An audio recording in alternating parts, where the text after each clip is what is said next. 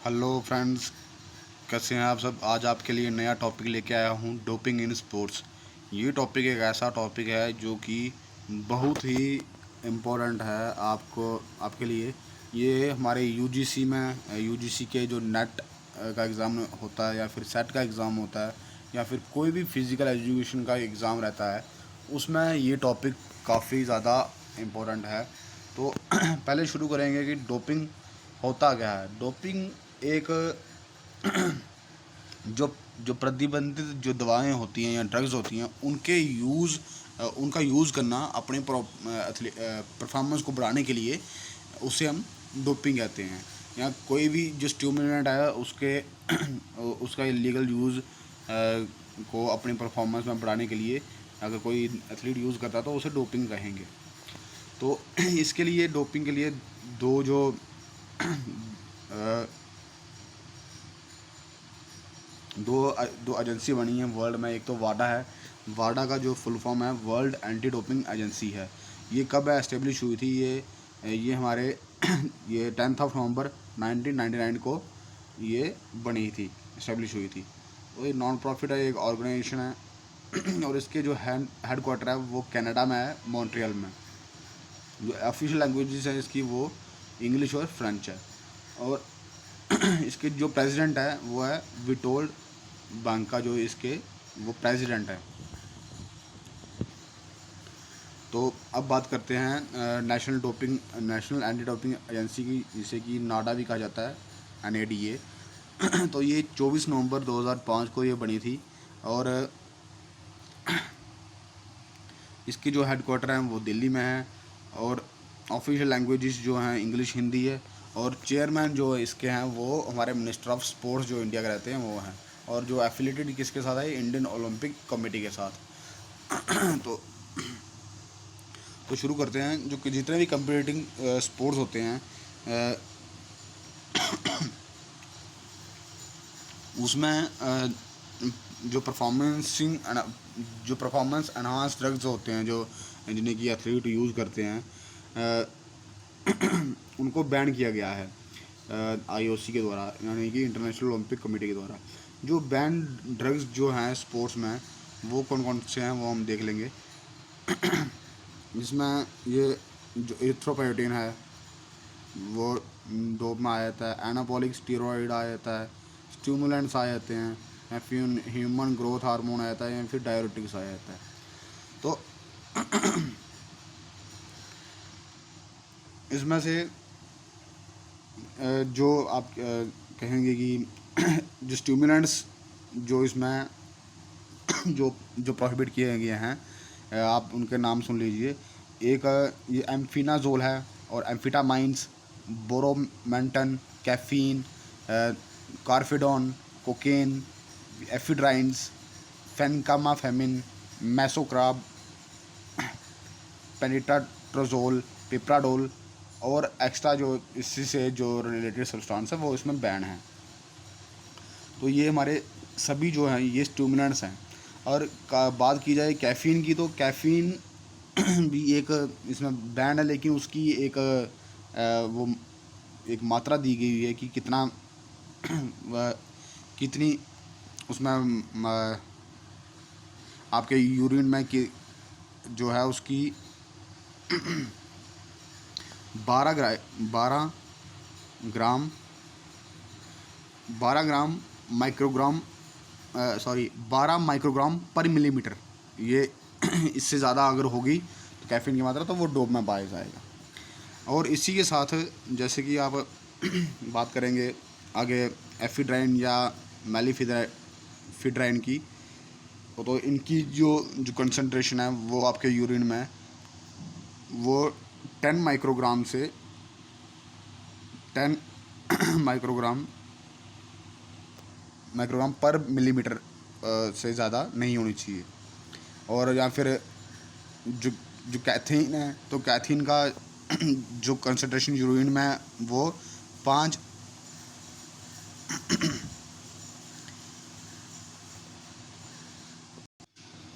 और जो कैथीन की बात की गई है, तो इसमें 5 माइक्रोग्राम पर मिलीमीटर से ज़्यादा होगी तो वो डोप में पाया जाएगा। तो ऐसे ही बहुत से जो सब्सटेंस हैं, जो स्टिमुलेंट्स हैं, वो प्रोहिबिटेड हैं। और आगे बात करेंगे हम जो सब्सटेंस प्रोहिबिटेड हैं, एनाबॉलिक एजेंट्स हो गए। एनाबॉलिक एजेंट्स में आपका जो ये क्या करता है कि जो स्ट्रेंथ बेस्ड स्पोर्ट्स होते हैं उसमें ये ज़्यादातर यूज़ होता है।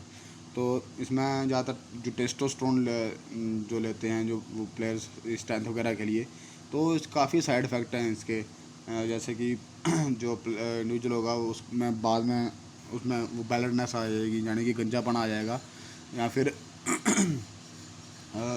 उसके उसको और भी कई तरह की प्रॉब्लम उसको हो जाएंगी।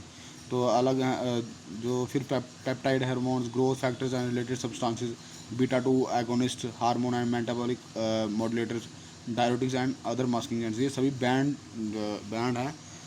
और ये मतलब ये बैंड है ऑल टाइम, जो हर समय। और फिर बात करते हैं जो कंपटीशन के टाइम पे जो बैंड है, वो जो स्टिमुलेंट्स हो गए, नार्कोटिक्स हो गई, कैनाबिनॉइड्स हो गए, या ग्लूकोकोर्टिकोइड्स ये हो गए। और जो कुछ पर्टिकुलर स्पोर्ट्स में जो बैन हैं, जो सब्सटेंस में बीटा ब्लॉकर्स आ गए। तो अब बात करेंगे जैसे इसकी स्टिमुलेंट्स की बात की गई, कौन से स्टिमुलेंट्स जो बैंड रहते हैं। अब बात करेंगे नार्कोटिक्स की।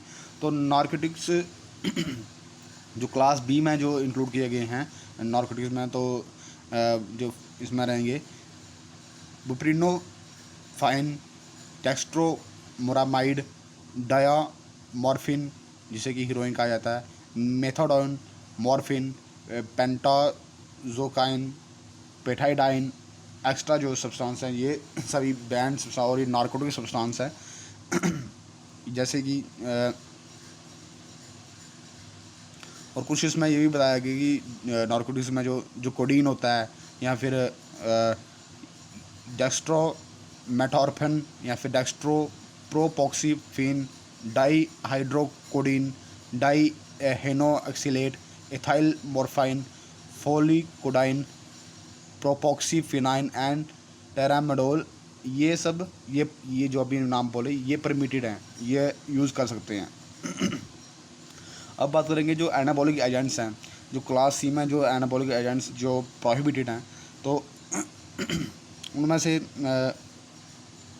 एनाबॉलिक एंड्रोजेनिक स्टेरॉइड्स इसमें बात करेंगे कोस्टिबोल,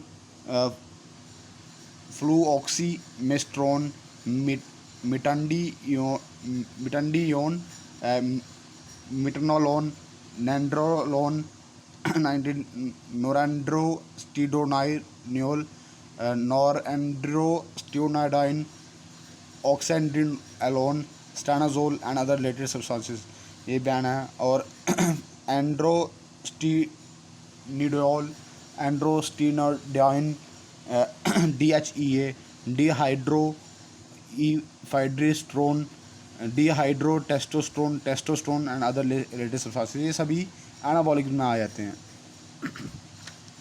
अब जैसे कि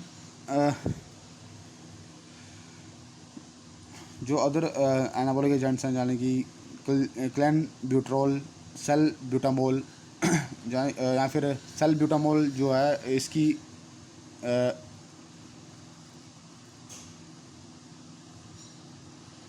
जो 100 नैनोग्राम पर millilitre of non sulphated salbutamol, तो ये किस में आएगा, ये डोपिंग वायलेशन में आएगा।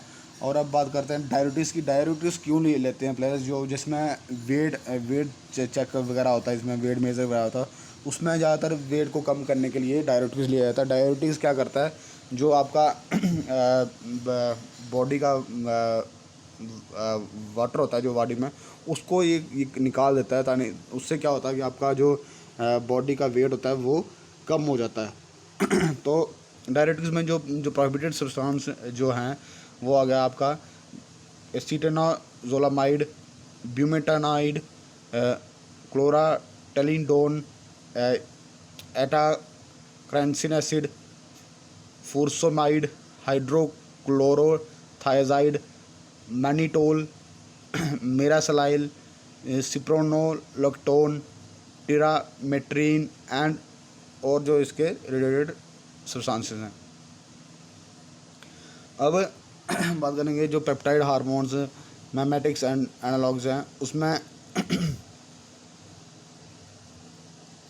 जो क्रॉनिक गोनट्रोफिन जो है वो सिर्फ मेल्स में वो प्रतिबंधित है। पिट्यूटरी एंड सिंथेटिक गोनाडोट्रोफिन्स, ये भी मेल्स में सिर्फ जो पुरुष होते हैं उनमें प्रतिबंधित है।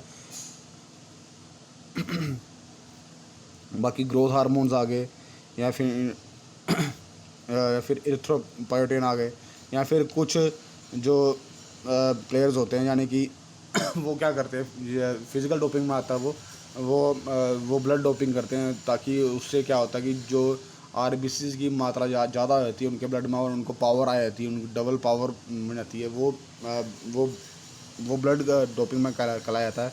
इसमें प्लेयर क्या करते हैं कि अपने ही ब्लड को पहले स्टोर करके रखेंगे, 6 महीने पहले निकाल देंगे, और उसके बाद कंपटीशन के टाइम उसको इंजेक्ट करेंगे अपना ब्लड ग्रुप, तो वो ब्लड डोपिंग में आ जाता है। इससे क्या होता है कि जो ऑक्सीजन ट्रांसफ़र होती है वो बढ़ जाता है, तो ये भी आपका हीमोग्लोबिन बढ़ जाएगा इससे, तो ये आपका डोपिंग में आ जाता है। जीन डोपिंग तो होती नहीं है वैसे, ये भी करते हैं कुछ, आज तक हुआ नहीं है इसका कोई केस। बाकी जो अल्कोहल है, ये कुछ जो आपका अल्कोहल है ये कुछ स्पोर्ट्स में ये प्रतिबंधित है। इसमें जो टेस्ट होता है वो इथेनॉल के लिए कंडक्ट किया जाता है। बाकी इसी से संबंधित जैसे मैंने आपको पहले बता दिया, वो सभी ये प्रतिबंधित सब्सटेंसेस हैं सारे। तो एनाबॉलिक एजेंट्स हो गए, ड्यूरेटिक्स हो गए, पेप्टाइड हार्मोन्स, माइमेटिक्स हो गया, एनालॉग्स, ये सारे ये प्रोहिबिटेड हैं। तो अब बात करेंगे इनकी साइड इफ़ेक्ट्स की। तो साइड इफ़ेक्ट्स में बात करते हैं, इंसोनमिया हो जाता है, यानी या निद्रा, नींद नहीं आती है एथलीट्स को, एंग्जाइटी हो जाती है। ये डोपिंग ये इफेक्ट है, इसमें ये पर्टिकुलर बताया नहीं है कि किसका क्या इफेक्ट रहेगा, लेकिन इंसोनमिया, नींद नहीं आएगी प्लेयर को, नींद नहीं आने का रोग हो जाएगा, एंग्जाइटी, डर लगेगा, वेट लॉस होगा, डिपेंडेंस एंड एडिक्शन हो जाएगा, उसी पे आप उसी ड्रग्स पे आप फिर डिपेंड हो जाओगे, और उसी से फिर एडिक्ट हो सकते हो। डिहाइड्रेशन हो जाता है, ट्रीमोर्स हो जाता है, और हार्ट रेट और ब्लड प्रेशर है वो बढ़ जाता है। जो स्ट्रोक जो रिस्क ऑफ स्ट्रोक बढ़ जाएगा, उसमें हार्ट अटैक का रिस्क बढ़ जाएगा, कार्डिक जो अर्थमिया होता है उसका रिस्क बढ़ जाएगा प्लेयर में। तो ये सभी बताया, डोपिंग के टॉपिक को कवर करने की कोशिश की है मैंने। तो आप बताइएगा, अगर लाइक कीजिएगा इस वीडियो को, अगर अच्छा लगा हो टॉपिक। तो व्यूअर्स, ये थे हमारे वीडियो डोपिंग के रिलेटेड। तो इस वीडियो को अच्छे लगे हो तो चैनल को सब्सक्राइब जरूर कीजिएगा। So thanks for the watching. जय हिंद, जय भारत।